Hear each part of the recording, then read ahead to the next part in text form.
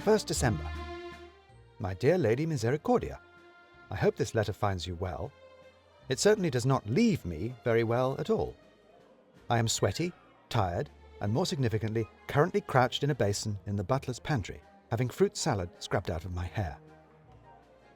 I wonder if you, my lady, daughter of Lord Daunt, a girl at whose every whim lies a sprawling manor house, most of the county, and all of the eligible bachelors of the local gentry, can understand the ignominy felt by a private tutor as he stands in a sink being scraped of a coating of cream.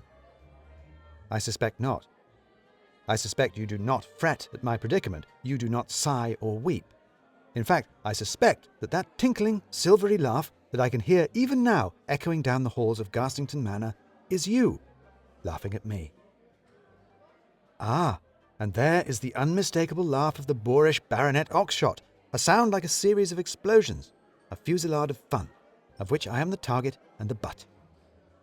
I am sure, of course, I deserve it. The temerity of Timothy Hope, a private tutor, who thought he might take the opportunity of her father's expedition ball to ask a dance of his pupil. A girl who was no more likely to dance with her tutor than she was to dance with Knife, her Pekingese. Less likely, if anything. Unfortunately for me, and it turned out for her, the Duchess of Plaid is the kind of woman who takes pity on a young man without a dance partner, and that is how I found myself launched onto the dance floor with her enormous skirts billowing around me and getting under my feet.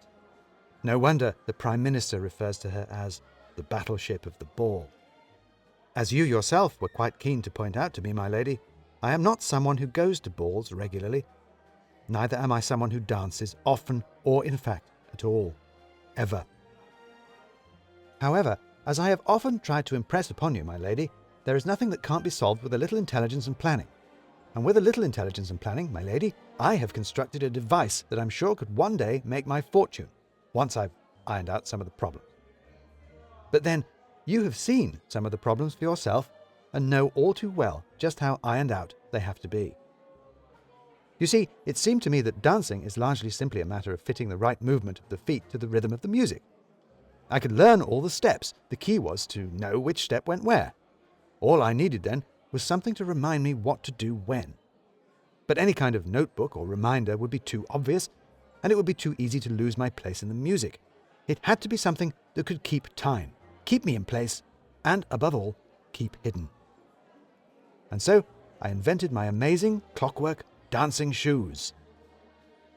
It was a simple idea, a clockwork mechanism hidden in the heel of each shoe that would keep time with the music and tap out the dance steps on the sole of my foot. I even included a device whereby I could adjust it for different dances using little brass discs marked out for waltzes, foxtrots, and polkas. It certainly worked perfectly in the privacy of my attic room when I tried it out late at night. However, in the ballroom, with Lady Plaid bearing down upon me in full sail, it did not work quite so well. At first, all seemed fine. Under the guise of tying my shoelaces, I was able to wind up the mechanism before the music began and set off, nipping round the dance floor with my shoes ticking and pinching beneath me, keeping my feet moving in more or less the right direction. But in making the mechanism small enough to fit in my shoe, I had to reduce the size of the spring, which meant that the music was barely a third through before the clockwork began to wind down. It began to tick slower and slower, gradually getting out of time to the music, and Lady Plaid and I began to lurch back and forth in ever-decreasing circles until we ground to a halt in the middle of the floor, everyone else whirling around us in a heady waltz. Lady Plaid stared at me aghast as I muttered something about my shoelace again and bent to surreptitiously wind my feet back up. But in my panic, I wound them up too tight, and with a sharp squeeze, they sprang to life again, this time stabbing and poking me much harder and faster than before, sending me and the Duchess careening off at a high canter, scattering dancing couples before us like Oxshott's startled antelope.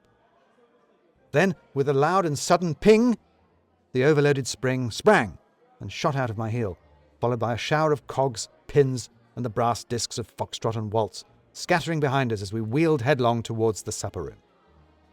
I'm sure I remember your pink and grinning face flashing past me in our disastrous journey, but I think even you, my lady, must applaud my presence of mind as I managed to fling Lady Plaid into a passing chair as I stumbled onward, uncontrollable, through the doors and into a table of custards.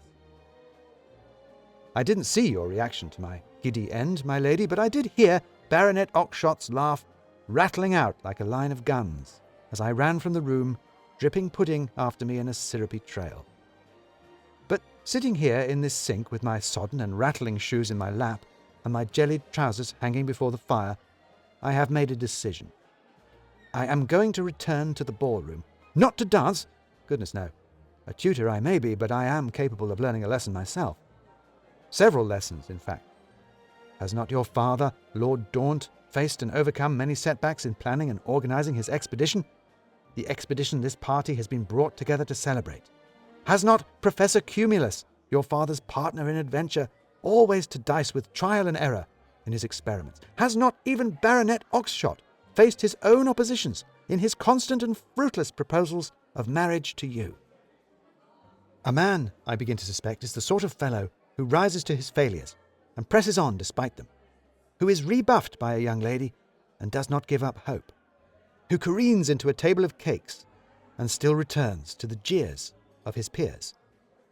Perhaps that kind of man might one day be the kind that a young lady might dance with, that a young lady might even marry. Yours, deserted but determined, Timothy Hope, Esquire, Tutor.